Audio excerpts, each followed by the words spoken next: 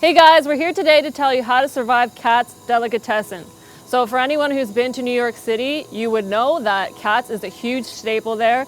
They've actually been around since 1888, so it's one of New York's oldest delis. Going there is actually quite a task though. There are 3 steps that I'm going to give you to tell you how to survive Katz, and stick around for the 3rd tip because it's the most important. So let me tell you about tip number 1. So tip number 1 is don't be intimidated by the lines. When you get to Katz, there's going to be a line pretty much down the street, but that's because the sandwiches are iconic. So don't be intimidated. The line's gonna go around the building. It moves quickly. Also, when you get into the building, you'll realize that the line separates into about 4 different lines. So just pick a lane basically and go to that lineup. You'll basically be going to whatever cutter is going to make your sandwich. So you'll see ahead of you, there's gonna be about 4 different cutters of meat, and you basically pick one of those lines. Stay in that line until you get to the front. Tip number 2, when you get to the cutter cutting the meat, you're gonna see that he will cut you a little sample and give it to you to taste. Now, he's not just being friendly. Well, he is, but also what you wanna do there is there'll be a tip cup in front of you, and you're gonna wanna have some cash ready so you can put a tip inside the cup. Now, not 100% certain, but I've heard that depends on how good they're gonna make your sandwich. If you give the guy a tip right away, he's gonna give you better service. So don't just eat the meat and not give him anything. And now for the most important tip. When you get in there, you're gonna see some guys that basically look like security at a nightclub, but they're there to direct you in the line and also to give you a ticket.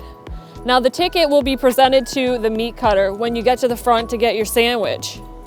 He'll do a little signature thing on it after he makes your sandwich, but you have to make sure to hold on to that ticket, because as you leave with your food, and even if you don't get anything to eat, they're gonna be collecting those tickets at the door. And even if you didn't get anything and your ticket is lost, you'll end up paying $50 for the lost ticket, which we were very surprised to find after we almost threw our ticket in the garbage. Thankfully, it didn't cost $50 because the sandwich alone probably cost us about 40 bucks. So even if 4 people are going in, you and your 3 friends, and only one of you is getting a sandwich, everyone has to have a ticket or they will be charged at the door. And now let's get to the review. You're not gonna get a sandwich like this like anywhere else. So, got the pastrami on rye, and just like look how massive this thing is. I haven't even opened the paper yet. These guys know what they are doing though. They're old school. Look at this. This is just massive and insane. And this is the stack of meat that you get when you're going there. So like, vegetarians are not welcome. Like I said, they give you a sample at the counter, which is a nice touch. And then also they'll ask if you want mustard on it, which I've heard from other people is like kind of blasphemy if you put mustard on it, because like it should be the original way. I like mustard. We got mustard. They'll ask if you want pickles, and these are like homemade pickles here, like giant freaking pickles. This is not your typical whatever you call it, Bix or whatever they're called, jarred pickles. We're talking homemade. This looks like more of a pickled cucumber. Well, they're both cucumbers, obviously. That's what pickles are. But that's more of like, and look at that. You do get a lot. Some people would think you're nuts to buy a $30 sandwich, but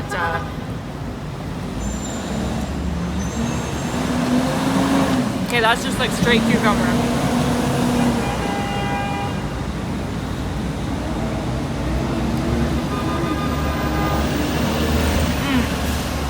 Oh yeah. Crunchy, amazing. One of the best pickles I've probably ever had. We're gonna go in, take our first bite, and how do you even do this? Like really?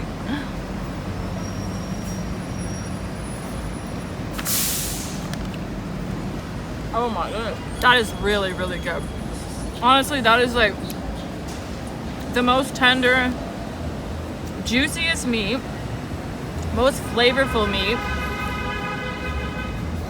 The bread is incredible. Like, I'm guessing they make all this stuff there. I'm not 100%, but They could make the mustard and the bread, who knows? Oh my gosh, that is heaven. Oh, it's amazing to see with all these like, you know, places that are coming into New York City and sort of commercializing the place, that there's an old school deli and people are supporting it, and it's been there for ages. Like, it just makes you think of people who came over from a different part of the world and started a business here, and this is what came out of it, and that's something definitely to support. So value for money is a tough one because you're spending $30 on a sandwich. I think you have to do it though. If you're in New York City, you have to go there at least once. You can go there once, and then if you come back to New York, you say, I've been there, but you might be hooked and go back. I'm just telling you right now. But $30 for a sandwich, you get an incredible amount of meat.